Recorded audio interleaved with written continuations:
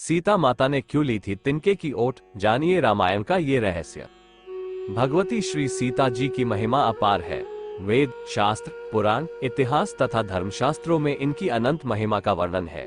ये भगवान श्री राम की प्राणप्रिया आद्या शक्ति हैं। ये सर्वमंगलदायिनी, त्रिभुवन की जननी तथा भक्ति और मुक्ति का दान करने वाली है। महाराज शीर्ध्वज जनक की यज्ञ भूमि से कन्या रूप में प्रकट हुई भगवती सीता ही संसार का उद्भव, स्थिति और संहार करने वाली पराशक्ति है। ये पतिव्रताओं में शिरोमणि तथा भारतीय आदर्शों की अनुपम शिक्षिका है। सीता जी के अपहरण के पश्चात रावण ने सीता माता को अशोक वाटिका में रखा। रावण जब भी सीता जी धमकाता, सीता जी तिनके की ओट कर लेती। रावण एक बार कहने लगा कि मेरे आते ही तुम तिनके की ओट क्यों कर लेती हो? क्या ये घास का तिनका तुम्हारी रक्षा करेगा? सीता जी रावण के कटु वचन सुनकर भी मौन रही। इसके पीछे एक प्रसंग है।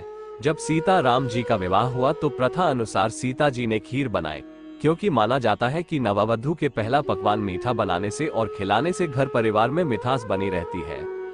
माँ सीता ने सभी को खीर परोसना शुरू किया और भोजन शुरू होने ही वाला था कि जोर से एक हवा का झोंका आया। सभी ने अपनी अपनी पतले संभाली। सीता जी बड़े गौर से सब देख रही थी। ठीक उसी समय राजा दशरथ जी की खीर पर एक छोटा सा घास का तिनका गिर गया, जिसे माँ सीता जी ने देख लिया।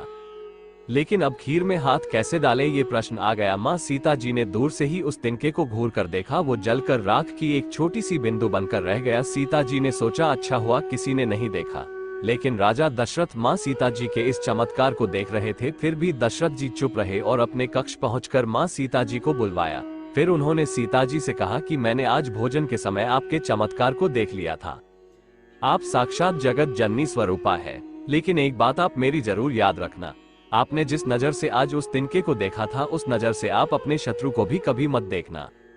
इसीलिए माँ सीता जी के सामने जब भी रावण आता था तो वो उस घास के तिनके को उठाकर राजा दशरथ जी की बात याद कर लेती थी। तृण ओट कहत वैदेही, सुमेरी अवधपति परम सनेही।